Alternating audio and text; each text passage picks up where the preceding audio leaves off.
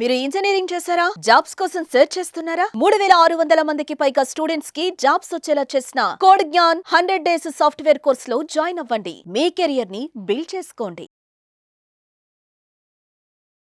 నమస్కారం సార్. నమస్తే సార్, ప్రతి రిలేషన్షిప్లో భర్త నుంచి భార్య చాలా మంది కూడా టైం గురించి గొడవలు జరిగిన సందర్భాలు కూడా మనం చూస్తూ ఉంటాం. భార్యకు భర్త సమయం ఇవ్వకపోవడం వల్ల తనలో ఏం మారుతుంది? ఇది సబ్జెక్టివ్ అన్నమాట. అంటే ఎంత టైం ఇస్తే సరిపోతుంది అన్నది ఎప్పుడు సబ్జెక్టివ్. నువ్వు రోజంతా కూర్చుంటే సమయం ఇచ్చినట్ట, 2 గంటలు ఇస్తే సమయం ఇచ్చినట్ట, 3 గంటలు ఇస్తే. సో ఆ డెఫినిషన్ రాక కన్ఫ్యూజ్ అవుతుంటారు చాలామంది. సో వెరీ ఇంపార్టెంట్, నాకు సమయం ఇవ్వాలి అంటే ఏంటి అన్నది క్లారిటీ తెచ్చుకోవాలి ప్రతి అమ్మాయి. ఒకవేళ ఎవరైనా హస్బెండ్ అట్లా సమయం ఇవ్వట్లేదు నాకు అనే ఫీలింగ్ కనుక అమ్మాయికి తెప్పిస్తే that will lead to so many problems. Number 1, ఈ రిలేషన్షిప్లో 2 టీములుగా విడిపోవడం జరుగుతుంది. అంటే నాకు సమయం ఇవ్వట్లేదు, ఇంకా ఏదో ఇంపార్టెంట్ అయ్యింది అనే ఒక పర్వ్యూ వస్తుంది. ఎప్పుడైతే ఈ పర్వ్యూ ఇట్లా స్టార్ట్ అవుతుందో అంటే దట్ నేను కాదు ఇంపార్టెంట్, ఆయనకు వర్కే ఇంపార్టెంట్, నేను కాదు ఇంపార్టెంట్, ఫ్యామిలీ ఇంపార్టెంట్ అయిపోయింది, వాళ్ళ ఫ్యామిలీ, అలా ఏదో ఒక డివిజన్ స్టార్ట్ అవుతుంది. ఎప్పుడైనా వైఫ్ అండ్ హస్బెండ్ మధ్యలో డివిజన్, మీరు నమ్మరు, మ్యారేజ్ అయ్యాక వాళ్ళిద్దరి మధ్యలోంచి కూడా వెళ్ళనివ్వరు ఎవరిని. Okay, that they should not be divided. ఇద్దరు కలిసి ఒకటిగా కట్టేస్తారు. అలాగా మనం కలిసి ఉండాలి అంటే మధ్యలోకి ఆ స్పేస్ని తీసేయకూడదు. సో ఇద్దరు కలవడానికి టైం చాలా చాలా ముఖ్యం. అది ఒక హస్బెండ్ యాజ్ ఎ రెస్పాన్సిబిలిటీగా, అది టీ టైం కావచ్చు, పొద్దున మార్నింగ్ లేచాక ఒక 10 నిమిషాలు యోగా కావచ్చు, వాళ్ళిద్దరూ కలిసి చేసుకునే ఒక సాయంత్రం పూట ఒక వాక్ కావచ్చు, ఏదైనా సరే ఒక 1 సింగిల్ పాయింట్ ఆఫ్ టైమ్, ఇది నా భార్య టైము, ఇది నా ఫ్యామిలీ టైము అని డెడికేట్ చేయాల్సిందే. ఎందుకు చెప్తున్నానంటే ఒకవేళ అట్లా టైం డివిజన్ లేకపోతే అదొక హాలోనెస్ ఉండిపోతుంది భార్య మైండ్లో, దట్ నా హస్బెండ్ నాతో టైం స్పెండ్ చేయట్లేదు అని. కొంతవరకు ఫైనాన్షియల్ గొడవలో పడిపోయి, వాళ్ళ పర్సనల్ దాంట్లో పడిపోయి డైవర్ట్ అయిపోయినా కొన్ని రోజుల తర్వాత అయినా అది హాలోనెస్ మిగిలిపోతుంది. అరే నాకు కావాల్సిన టైం ఇవ్వట్లేదు, నేను షేర్ చేసుకునే టైం ఇవ్వట్లేదని. So time is directly proportional to sharing. పొద్దు నుంచి ఏం జరిగింది నీ లైఫ్లో, నువ్వు ఏం చేసావు ఇంట్లో, ఇంట్లోనేగా ఉన్నావని కాకుండా, ఆర్ ఆఫీస్కి వెళ్ళొచ్చావని కాకుండా, ఏం జరిగింది నీ లైఫ్లో, నేను లేని టైంలో నీ లైఫ్లో ఏం జరిగింది నాకు చెప్పు. Only just listen. నువ్వు సమయం ఇవ్వడము అంటే అర్థము వినడం. ఎంత వినగలిగితే, ఒక హస్బెండ్కి ఉండాల్సిన గ్రేట్ క్వాలిటీ వినాలి. నో వితౌట్ ఎనీ జడ్జ్మెంట్ వినాలి. ఎలా వినాలంటే, ఓ తన మైండ్లో ఇది చాలా ఇంపార్టెంట్ ఆస్పెక్ట్, నేను దానికి ఇంపార్టెన్స్ ఇవ్వాలి అనే వినడం రావాలి. అదే టైం ఇవ్వడం. అవును, అది ఎంత సిల్లీ విషయమైనా కావచ్చు, ఆఫీస్లో ఫైళ్ళ గురించి గొడవైనా కావచ్చు, లేకపోతే ఎవరైనా కొలీగ్ బిహేవ్ చేసిన సిల్లీ మిస్టేక్ కావచ్చు, ఏదైనా కావచ్చు, without judgement. As far as ఈ కలర్ డ్రెస్ బాగుందా అనే డిస్కషన్ కూడా నా భార్య మైండ్లో అది చాలా గొప్ప విషయం, నేను అది వింటాను అంతే అనేటట్టు ఉండాలి. నా లెవెల్కి ఆలోచించాలి. ఇవన్నీ చీప్ ఆలోచనలు, ఇవన్నీ తక్కువ ఆలోచనలు, వీటి వల్ల ఏమొస్తుంది అనేది ఎప్పుడు ఒక రిలేషన్షిప్లో రాకూడదు. నేను ఎప్పుడు అంటే రిలేషన్షిప్లో బ్రెయిన్ వాడద్దు, హార్ట్ వాడాలి. బిజినెస్లో లేకపోతే డబ్బులు అలాంటి విషయాలు ఉంటే నువ్వు బ్రెయిన్ వాడు, హార్ట్ వాడద్దు. చాలా ఇంపార్టెంట్ రిలేషన్షిప్లో వినడం. First thing, listen to, most ఎంపథెటిక్గా, కంపాషనేట్గా వినడం. ఓకే.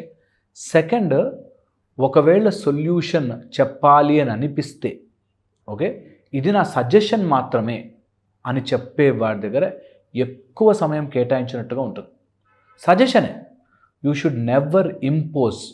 ఎప్పుడైతే నీ భార్య మీద నువ్వు ఇలా చెయ్యి అని ఇంపోజ్ చేసావో మీ ఇద్దరి మధ్యలో క్రాక్ స్టార్ట్ అయిపోయింది. అంతే.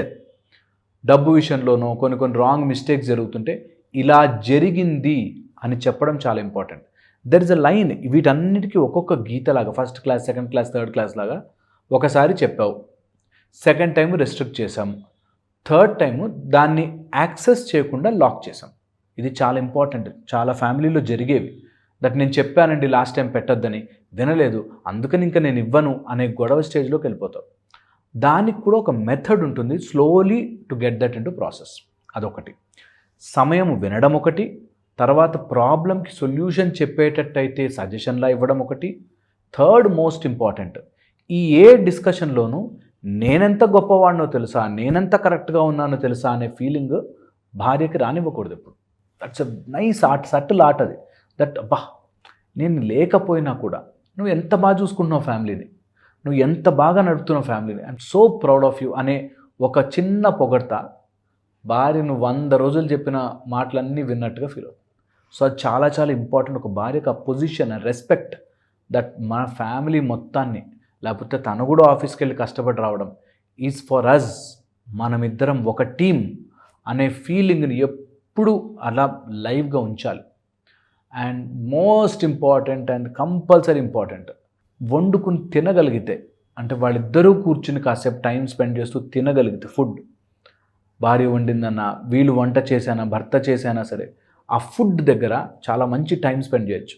చాలామందికి తెలియనిది, it's a very good lesson. ఎవరికైనా సరే హెల్త్ దగ్గర, ఫుడ్ దగ్గర ఇద్దరు కలిసి స్పెండ్ చేస్తే తర్వాత హాస్పిటల్స్లో స్పెండ్ చేయాల్సిన అవసరం లేదు అంటారు.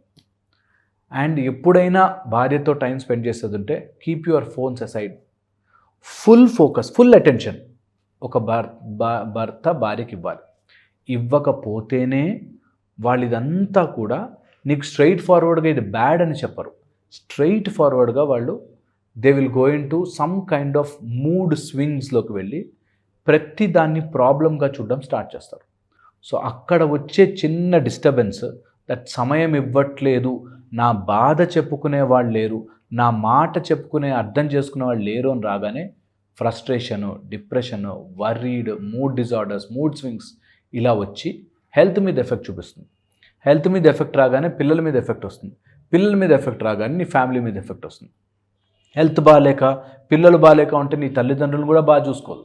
సో తల్లిదండ్రులతో ప్రాబ్లం అవుతుంది, ఎంటైర్ ఫ్యామిలీ స్ట్రక్చర్ డ్యామేజ్ అయిపోతుంది. సో ఇంత సైకిల్ జరుగుతుంది.